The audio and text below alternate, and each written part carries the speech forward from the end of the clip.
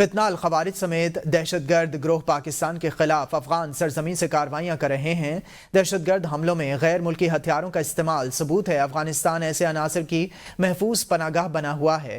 Army chief general Syed Asim Munir نے کہا، پاک فوج ریاست کی سلامتی اور استحکام یقینی بنانے کے لیے دہشت گردی کے خلاف ڈھال بنی رہے گی۔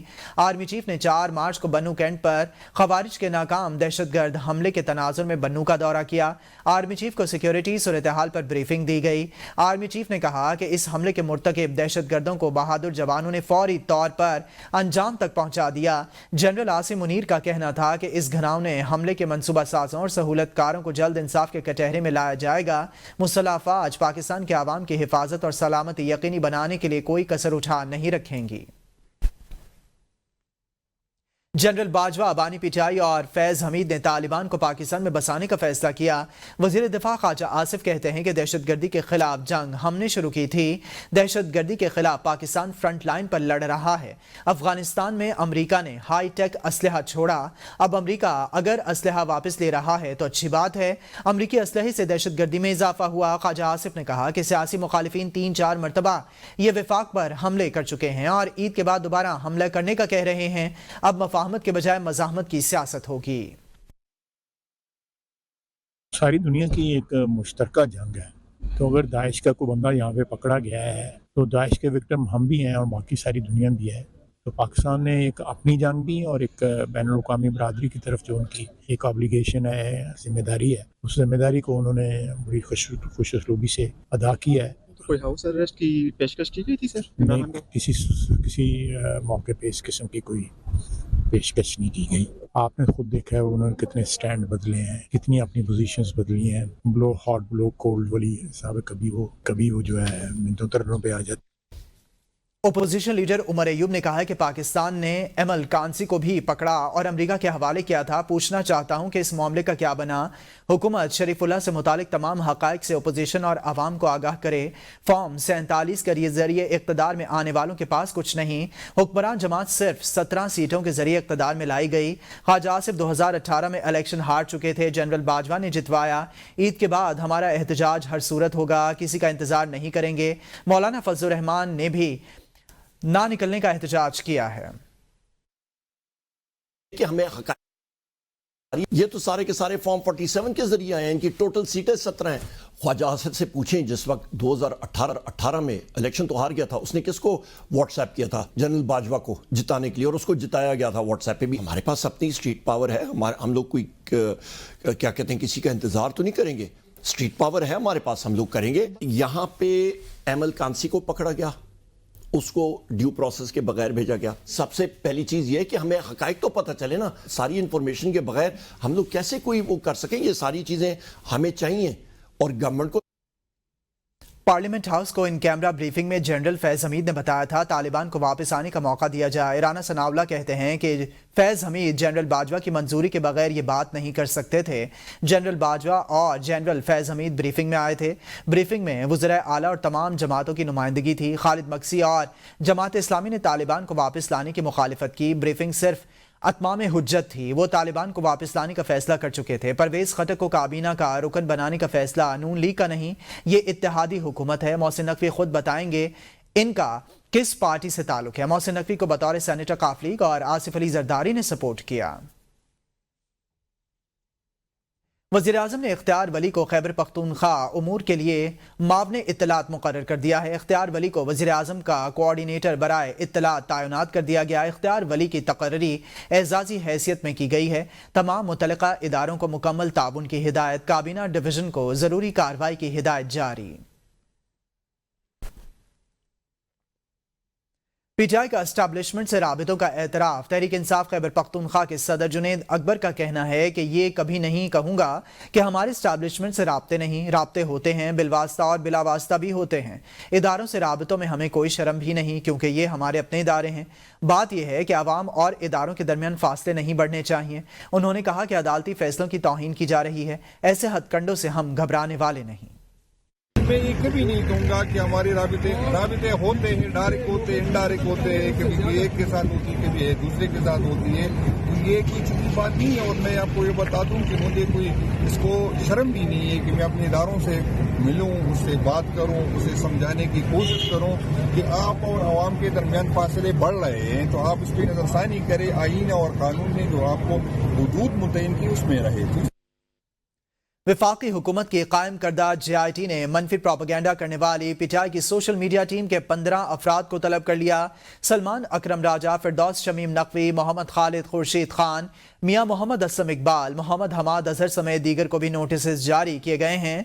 ज़राए के मुताबिक JIT इन अफराद के खिलाफ तहकीकात कर रही है जिन्होंने सोशल मीडिया पर पाकिस्तान मुखालिफ जहर फ़शानी की और बेबुनियाद इल्ज़ामात आयद किए। JIT का मकसद कानून के मुताबिक मुजरिमों की शनाख्त और इनके खिलाफ कानूनी कार्रवाई करना है। ज़राए का कहना है कि JIT के पास इस हवाले से काफ़ी मवाद मौजूद है जिससे जाहिर होता है कि ये तमाम अफराद इस मामले में मुलविस हैं। नोटिस में इन तमाम अफराद पर वाज़े किया गया है कि इस मामले पर अपनी पोजीशन वाज़े करें। सिविलियन का मिलिट्री कोर्ट्स में ट्रायल नहीं होना चाहिए। सुप्रीम कोर्ट बार एसोसिएशन ने तहरीरी मारूजात सुप्रीम कोर्ट में जमा करा दी। वकील हामिद खान ने अपने दलाल में कहा कि जमहूरियत में मिलिट्री कोर्ट्स का कोई तस्वुर नहीं है। मजीद जानेंगे इस रिपोर्ट में। जस्टिस अमीनुद्दीन खान की सरबराही में आईनी बेंच में फौजी अदालतों में सिविलियंस के ट्रायल से मुताल्लिक केस की समाअत सुप्रीम कोर्ट बार की जानिब से जमा करवाई गई। तहरीरी मारूजात में कहा गया कि उसूली तौर पर आम शहरियों का फौजी अदालतों में ट्रायल नहीं होना चाहिए। आर्मी एक्ट की शिक़ें अदालती तशरीहात में आईनी करार पा चुकी, इन शिक़ों को अब कलअदम नहीं करार दिया जा सकता। लाहौर बार के वकील हामिद खान ने मौक़िफ़ अपनाया, जमहूरियत में मिलिट्री कोर्ट्स का कोई तस्वुर नहीं। 21वीं तरमीम में अबूरी मिलिट्री कोर्ट्स बनाई गई। सुप्रीम कोर्ट के 2009 के फैसले ने मार्शल लॉ और 2015 के फैसले में मिलिट्री कोर्ट्स का रास्ता खत्म कर दिया। जस्टिस मंदुखेल ने रिमार्क्स दिए, मार्शल लॉ के इक़दाम की तौसीक़ में अदलिया भी किरदार है। जस्टिस जमाल मंदुखेल ने पूछा, मरकजी सवाल यह है कि क्या सिविलियन का मिलिट्री ट्रायल हो सकता है या नहीं। वकील हामिद खान ने कहा, मिलिट्री कोर्ट के दायरे इख्तियार में सिविलियंस का ट्रायल है ही नहीं। जस्टिस मोहम्मद अली मजहर ने रिमार्क्स दिए, सीक्रेट एक्ट सिर्फ आर्मी के लिए नहीं पाकिस्तान के लिए है। जस्टिस मंदुखेल ने रिमार्क्स दिए, जो जराइम ऑफिशियल सीक्रेट एक्ट के तहत हों उसमें अपील डिपार्टमेंट के सामने ही होती है, आम अदालतों के सामने नहीं। दलाइल के दौरान हामिद खान ने पिंडी साजिश केस का भी हवाला दिया।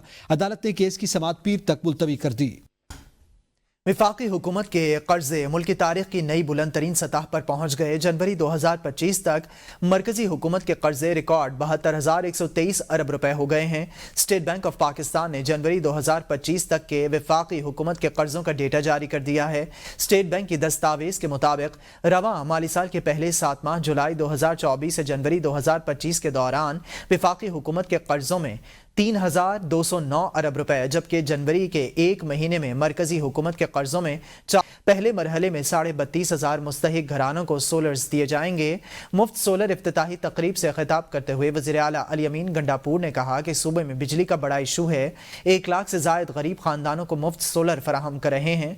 प्रोग्राम शफाफ होगा, कोई सिफारिश नहीं चलेगी। अली अमीन गंडापुर ने कहा कि फेज़ 1 के बाद फेज़ 2 का आगाज किया जाएगा। मुकाबला कारकर्दगी पर होना चाहिए। सूबे में बिजली मसाइल की वजह से सोलर सिस्टम का आगाज किया। 1,32,000 लोगों को फ्री सोलर सिस्टम दे रहे हैं। DI खान के लोगों ने ज्यादा अप्लाई किया, अपने जिला को भी पीछे छोड़ा, मेरिट पर सोलर देंगे। वज़ीर आला सिंध सैयद मुराद अली शाह का कहना है कि FPCCI लॉन्च पैड पाकिस्तान का इफ्तिताह एक तारीखी संग मील है। माशी तरक्की के लिए जदीद तहकीक को अमली मैदान में लाना होगा।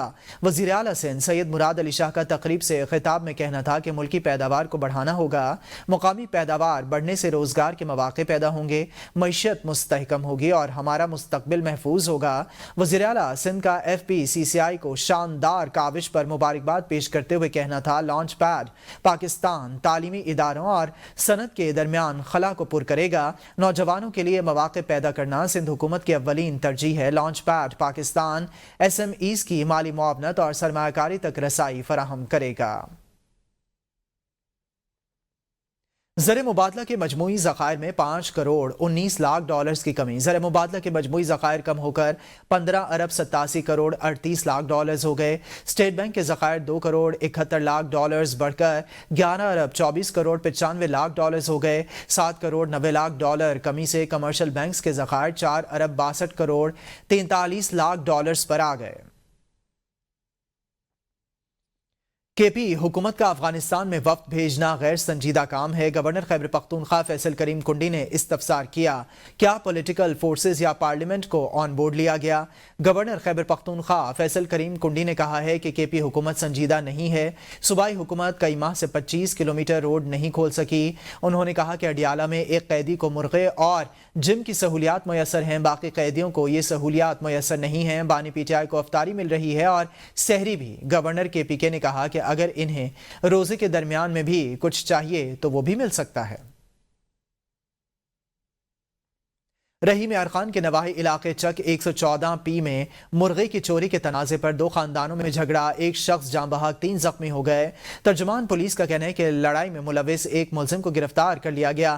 پولیس نے لڑائی میں زخمی ہونے والے 4 افراد کو اسپتال منتقل کیا, تاہم احسن نامی شخص زخموں کی تاب نہ لا کر دم توڑ گیا.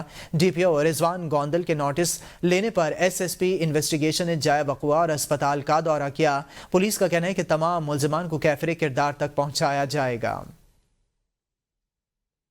حیدرآباد کی چاندنی موبائل مارکیٹ میں کسٹم حکام کا چھاپا. کسٹم حکام نے غیر قانونی موبائل کی فروخت کرنے پر متعدد دکانوں سے موبائل ضبط کر لیے. دکانداروں اور اہلکاروں کے درمیان ہاتھا پائی ہوئی. دکانداروں نے احتجاجاً کاروبار بند کر دیا اور سڑک پر دھرنا دے دیا. دکانداروں نے کہا کہ کروڑوں روپے کے موبائل فونز کی واپسی تک احتجاج جاری رہے گا. چھاپے کے دوران ایک متاثرہ دکاندار کو دل کا دورہ پڑ گیا, جسے اسپتال منتقل کر دیا گیا. خوشبو کا استعمال ہر معاشرے میں کیا جاتا ہے, جبکہ خصوصاً ماہ رمضان میں اس کا استعمال زیادہ بڑھ جاتا ہے. عطر سے نہ صرف لباس مہک جاتا ہے بلکہ مساجد میں خوشبو کے لیے بھی استعمال کیا جاتا ہے. عطر جہاں ماحول کو معطر کرتا ہے, وہاں اسے لاکھوں لوگوں کا روزگار بھی وابستہ ہے. دیکھتے ہیں اسلام آباد سے زاہدہ راؤ کی یہ رپورٹ.